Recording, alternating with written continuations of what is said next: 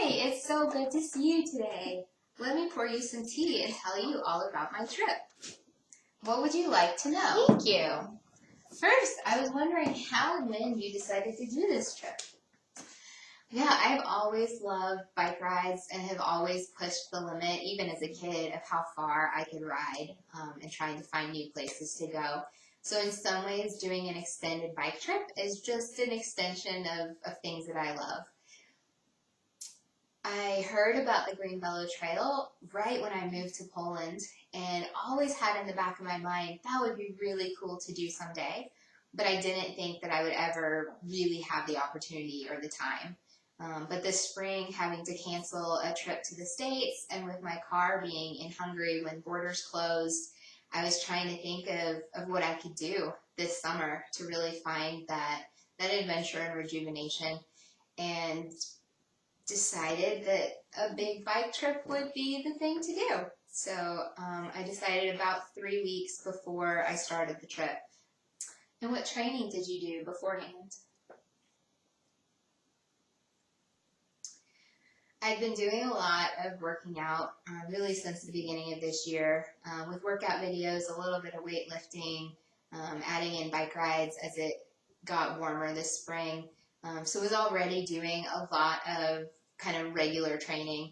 And then the 3 weeks after I had decided to do the trip, I had 3 weeks of really purposeful training of trying to build up my mileage with the biking to get prepared for the more daily kind of rides. And how did you plan your route, and what resources did you use to follow it?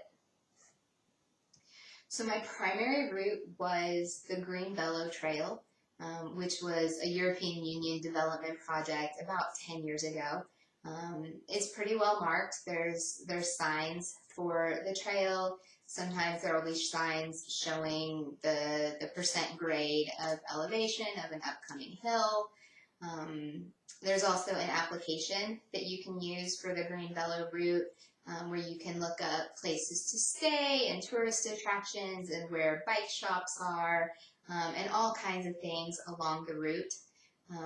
So the route officially goes from the Bieszczady Mountains in the southern Poland all the way up to the Baltic Sea in the north. And I did a route from where I live up to the north. And so I connected the first day, took me to connect to the trail. And then you can see that I basically followed the Greenbello Trail all the way to the north. And then I continued a little bit further along the coast. So along the trail, there are also spots that are designed for cyclists to stop at, kind of rest stops for cyclists. And so there's always picnic tables and a covered roof if you need, if it's raining or something and you just need shelter from a storm. Occasionally they'll have porta potties or other resources nearby as well. So that was the route. I also used another application called Komoot. And so I had the route inputted there, and so that would actually give me GPS directions, so telling me where to turn and that kind of thing, and also would record the distances. And so I had detailed plans of the route before I left, and then every day would kind of look at my plans for the next day to make sure I knew what I was doing. So did you follow the exact itinerary that you had planned? Yes and no. As far as the route goes, yes, I followed the route that I had planned. I had made an itinerary with kind of projections of how far I expected to get each day, and I did not follow that exactly. There were, of course, a lot of variables with weather and how I was feeling and different things. So I actually ended up ahead of my itinerary. I did more farther distances than I was expecting to. So I got a few days ahead of my itinerary, and so had some extra time at the end just to spend on the beach, which was nice. And I heard you were trying to name your bike. What name did you come up with? I did name my bike. So the official name is Apollo J.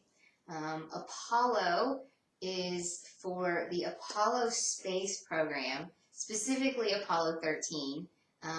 which is one of my favorite movies, and of course also the actual like historicalness of it. It is not in any way related to the Greek god Apollo, not even indirectly because the space program was named after that. No, just after the space program. So that came from the idea of adventure and exploration, and also there's a line in the movie at the end where the character of Jim Lovell says, "Our mission was named a successful failure, in that we returned safely, but we never made it to the moon, or we didn't land on the moon." I don't know if that's an actual quote of Jim Lovell, but I know the idea was present in the historical account.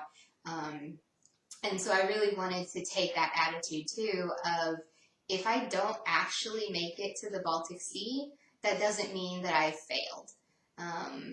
And so there was that kind of attitude with it. And also just I love in the movie how creative they have to get in solving problems, and so I wanted to bring that in as well, of when things don't go the way that you expect, how do you respond and what do you do? So all of that was encompassed in the chosen name Apollo. The J stands for, stands for Jethro, as in the main character of NCIS, who I've always really appreciated him and his leadership in that show. And but I chose just the initial J instead of the whole name because I wanted it to be a little, I don't know, whimsy or something, and to be a little ambiguous, that it doesn't just have to stand for him as a character, but it could also stand for joy or journey or fill in the blank with another J word. So leaving it a little bit open-ended as well. Nice. And how far did you ride every day? Yeah, so every day was different. Basically every week I had 5 days that were riding days. Of those 5, one of them was typically a long day of biking. One of them was typically a short day of biking, and then 2 or 3 days that were kind of medium. So my shortest biking day, I think, was somewhere around 40 kilometers, and my longest biking day was 171 kilometers. And what did you do on your rest days? Rest days. So I got to my first rest day in my itinerary, and I was in a national park. And so I decided to do some hiking, and ended up spending basically the entire day hiking and on my feet and going up and down hills.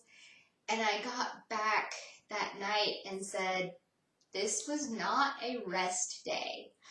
And at that point, I renamed rest days bum break days, because I was not on the bike, but it wasn't necessarily rest.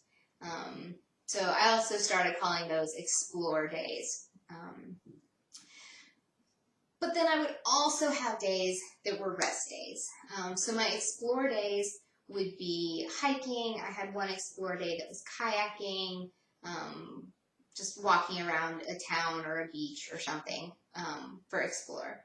On rest days, I pretty much would just stay in wherever I was staying. Maybe do some journaling, maybe watch a movie, actually get some rest. Where did you stay at night?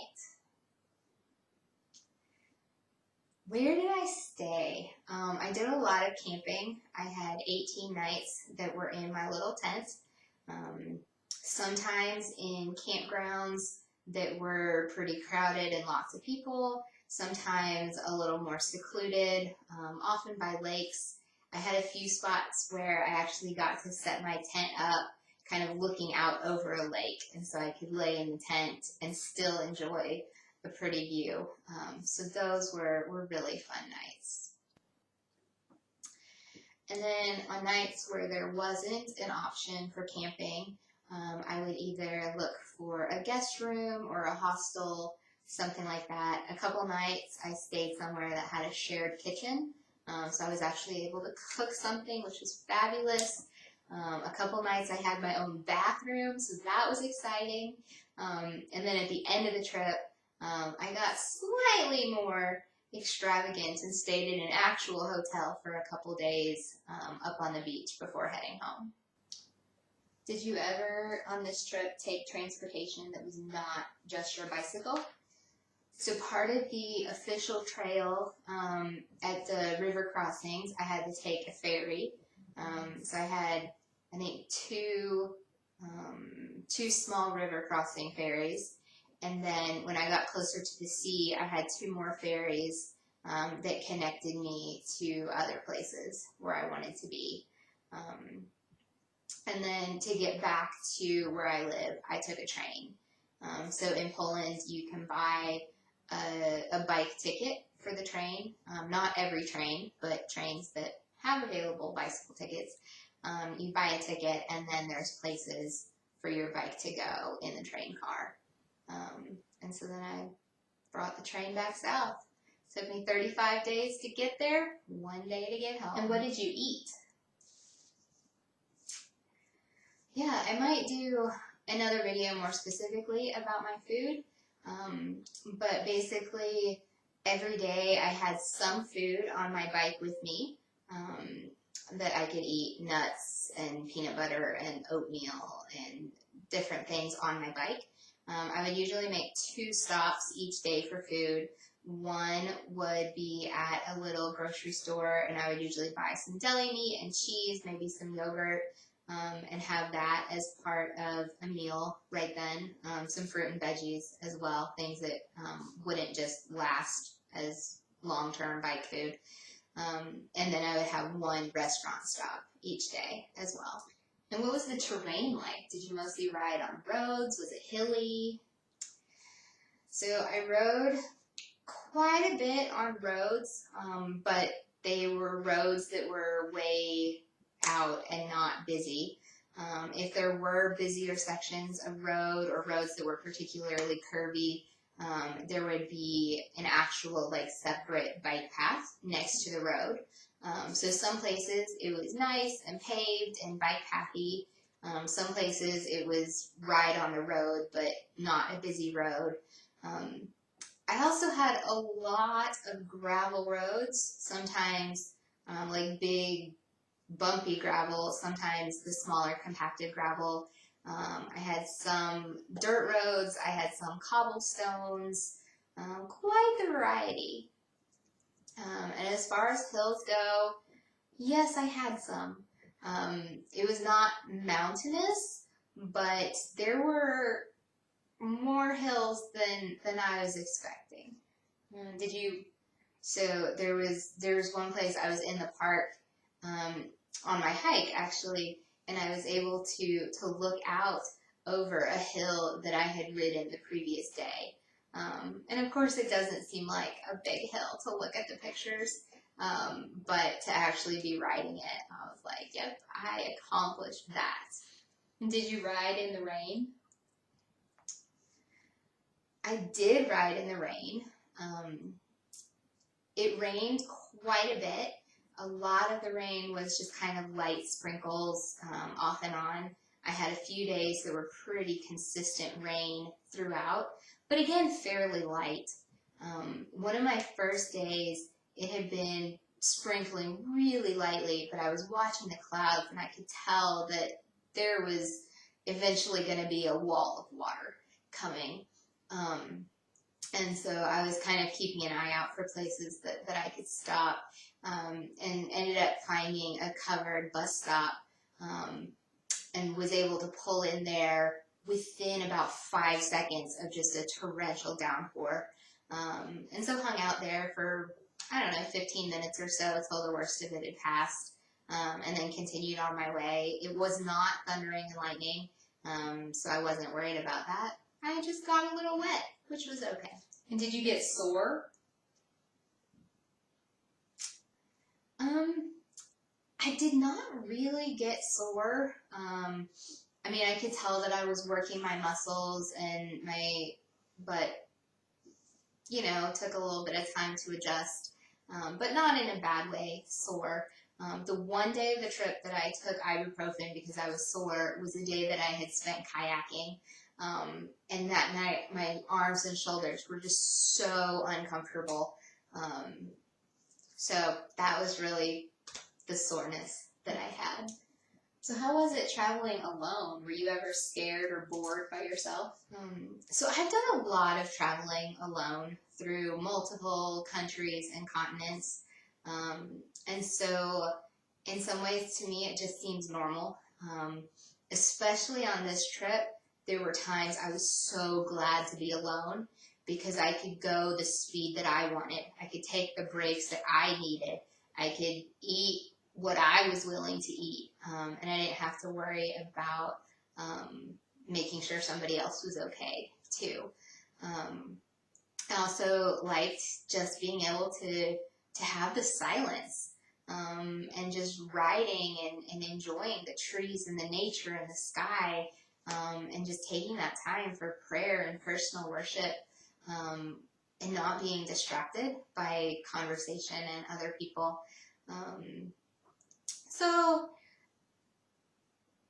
So bored? No. There were a few moments where it was kind of lonely. I would see maybe some other people traveling together, that kind of thing. And I would have moments where it was like, it would be kind of nice to do this with someone else. But I was fine alone, and I was never scared. Poland in general is a really safe place, and I have good situational awareness, and so I'm always looking around and figuring out, hey, are there things that I need to be more cautious about? So no, I wasn't really scared, but I was wise, and did some things so that I wouldn't be scared. In other safety concerns, I had people that I checked in with every day. I had people that had access to my Google location, sharing so they could see where I was at any given moment. So again, wisdom in having systems in place, for safety. And so then that kind of took away some of the things that might be scary as well. And then also thinking about being alone, I met a lot of people along the way. So there were some good conversations, there was some good laughter, there was some fun and interaction with other people, which was really sweet as well, especially coming off of the season of quarantine where I really was just alone in my apartment for weeks on end. I had more conversations in Polish in the first 2 days of my trip than I had in the previous 2 months. So even though I was traveling alone, I didn't really feel alone a lot of the time. Can you tell me more about these people that you met? Yeah, so the people I met along the way. First, I love bike touring culture. When you pass people along the path and you all have your baggage on the back of your bike, and it's clear that you're in this for the long haul. There's so many smiles and waves and just kind of that camaraderie of, you can tell that everybody's cheering for each other, even though you may just be passing in that one moment and you're never going to see each other again, but maybe that moment made you go a little better the rest of that day. So just, I loved that culture of it. Going into the trip, I really was trying to be intentional about, hey, I want to have conversations with people. I don't want to just be in my own little bubble. And so the very first day, I actually was taking a break by a lake, and these two guys were on a walk, and so they saw all the stuff on my bike, and so they started asking me, like, how far are you going? What are you doing? And we ended up in a conversation about my faith and what I believe. And it was not a conversation I was expecting I'd have in the first day. But at the end of that conversation, when they were continuing their walk, they said, "You're welcome to our village. Come back anytime. We're so glad you're here." And just kind of that moment with them was a little reminder that I can do this, that, the conversations are good, that I should be on the lookout for people to talk to. So there was another couple that I met. They were also bike touring, and we sheltered together through a storm under a covered awning place. And they saw that I had out some cards with memory verses on it from scripture, and so they were asking me like, well, what is that? Why are you studying scripture? Why are you memorizing that? And so I was able to talk to them a little bit, and they said, so is this bike trip for you? Is it a spiritual journey?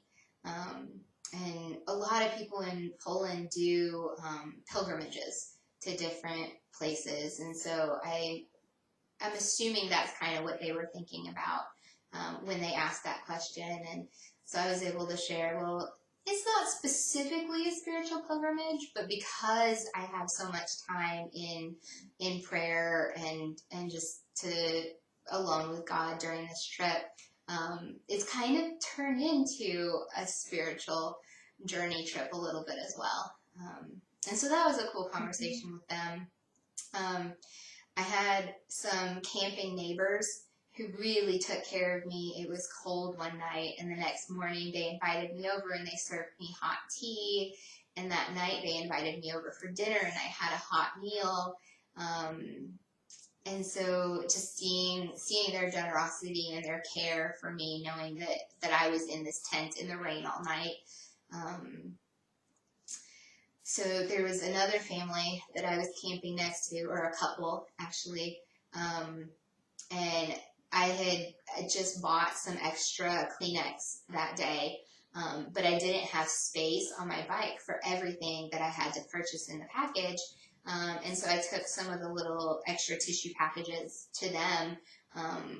In my mind, they would be helping me by taking this, because otherwise I would have had to throw it away. I didn't have space for it all. But I was reminded that in Polish culture, giving is a really reciprocal thing. And so they were like, well, we can't take your tissue unless we give you something in return. And so they ended up pulling out some cookies, and I sat down and we had a nice conversation that night as well. Another time I was taking a break outside a little store. I had just bought some food. I was eating whatever I was eating. And then a guy from the town comes, he's going to do his shopping. And he sits down and he buys some chocolate and a Fanta, and he gives it to me and says, here, I want you to have this. And so we talked for a little bit there. Another time I was staying in a guest house on this farm, and the family who owned the farm, they had shown me their chickens and some other things. And that night their neighbors came over, and they were all just hanging out on the front porch talking and eating cheese that they had made that day. And so they invited me to come hang out with them. And so we talked some, we sang some, they gave me cheese. Again, just a really warm welcome and fun time to be together with other people. So what was the hardest part of the trip? The hardest part of the trip was probably the daily responsibilities. So just kind of the having to pack up my tent and everything in the morning, and then get it all out again that night when I get to my new location. And I washed my clothes by hand every night. And every day I had to think about where I was going to find food the next day. And every day when I would start to get closer to where I was going to land for the night, I would get on the phone and start calling places to see like, hey, do you have a room tonight? Or if I was camping, I wouldn't really have to call ahead for camping. So just kind of those everyday like, hey, we have to do this again today. Kind of thing got hard. Also horseflies. I don't think they were exactly horseflies. They were a little smaller, but their temperament and bite was similar to horseflies. They were the great motivator to maintain speed through a lot of the route. So I was not a fan of them. There was one day that I got on my bike in the morning and I actually said out loud in my best whiny voice, I don't wanna. Um, and it was funny because I had this then wrestling of like, well, no one's making you do this. If you don't want to do it, you can stop. But then I was like, well, if I stop, I'm still in the middle of nowhere. Like, I would have to go somewhere, even if I was going to quit and be done with my trip.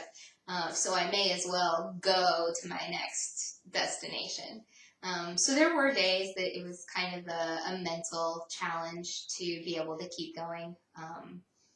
So I guess that was probably hard too sometimes. So your longest ride was over 100 miles. How was that? So a century bike ride is something that I started putting on my bucket list about 10 years ago when I was doing triathlon training, that someday I wanted to ride a century. And as I was preparing for this trip, I naturally built into my itinerary century training. So every week I increased my weekly mileage, every week I increased the long ride. So it just kind of built to that century distance. The thing that was crazy is that I did this century on a mountain bike that was loaded down with gear, and the route that particular day where it fell had 8 kilometers of cobblestone and a long way on dirt roads and gravel roads. And so it was not an easy, efficient century. Most people would do it on a road bike with very little gear, and just be able to kind of fly through it in 7-8 hours. It took me 12 and a half hours of actual biking time and 17 hours total if you include all of my stops and breaks. So probably the slowest century ever, but I did it. And I was excited to have done it. And would you do this kind of trip again? I would totally do this trip again, or another long bike trip again, should the time and the resources present itself. I loved it, yes. Would you recommend it to others? Yes-ish. I would recommend to others that you do something that pushes yourself, that you get out and have some kind of adventure and something that you love. If you don't like bike riding, I would not recommend this. If you don't like, I don't know, bugs, I probably wouldn't recommend it. But it's also not something to be scared of. You do have to train for it. You do have to plan for it. You do have to know what you're doing a little bit. I did a lot of research and watching different videos on strategies for packing and route planning and different things. And so a lot went into the planning for my trip besides just the physical preparation. And so if you're willing to do all of that, both the physical training and the external preparation, then absolutely, I would recommend it. But don't just go out and say, hey, Sarah told me I should do this. I'm going to hop on my bike and not go home for 36 days. That's probably stupid. So do you have any life lessons that you learned?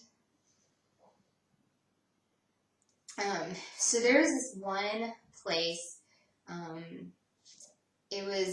we had been going through a lot of hills and it was a longer ride that day, and I'm on this dirt road just kind of pushing through, and all of a sudden I see this tower that looks really nice, and it's like a viewpoint. People can climb up and look at the view, and so I stopped and I climbed the tower and I'm admiring the view. And I get back down and I continue on my way. And so I'm pushing through more of this dirt road, more hills, more curves.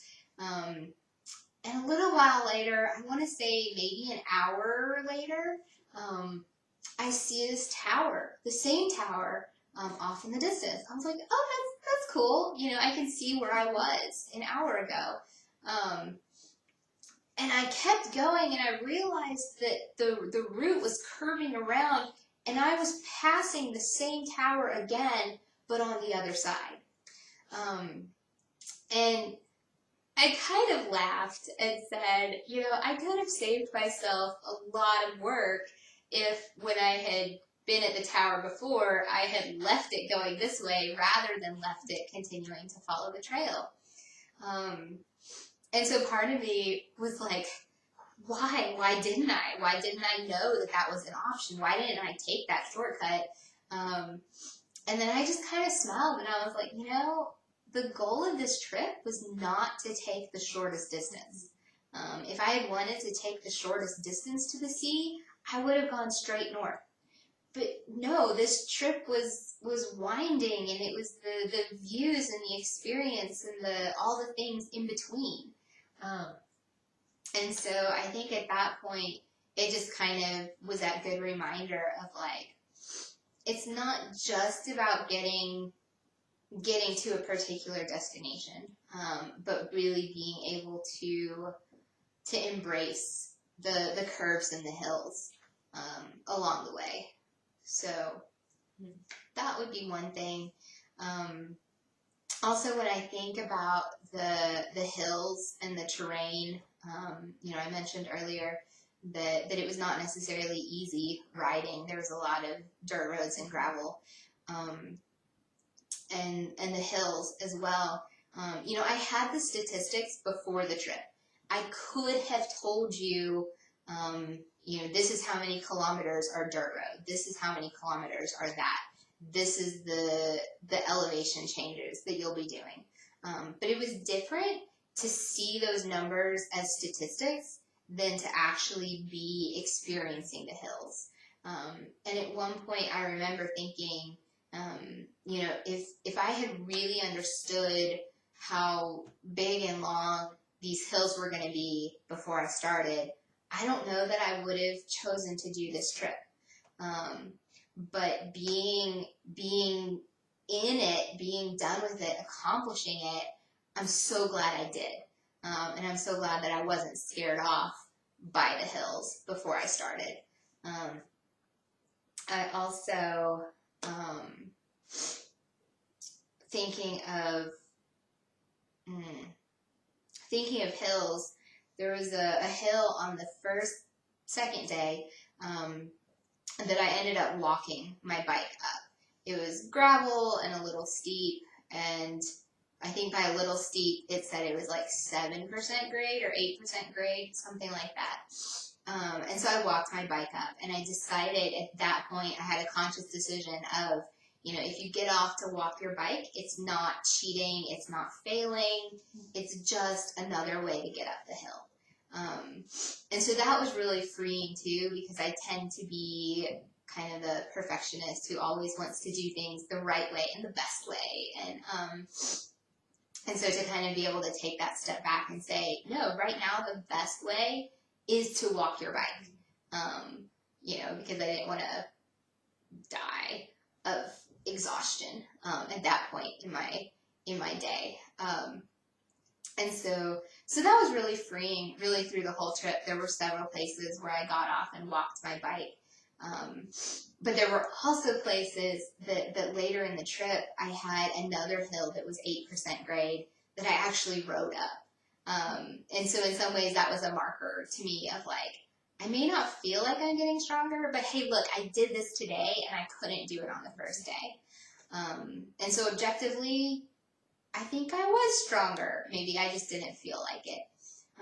So all of those things have kind of played into life lessons and things that have kind of been things that I've been processing, that I've learned through the trip.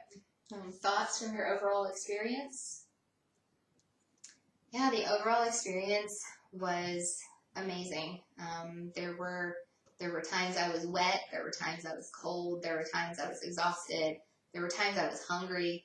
And so if you look at kind of those individual moments, there were moments that were hard. But overall, it was beautiful. I met a lot of fabulous people. I had a lot of sweet time with the Lord. I was able to challenge myself. I was able to accomplish things that have been kind of long time dreams. I was able to see magnificent parts of Poland. Was also able to get some rest. I took a few days on the beach at the end of my trip, and so that kind of felt more like your traditional vacation. Um, so overall, it was really cool, just for both what I saw and just the things that I accomplished, and the ways I grew with myself.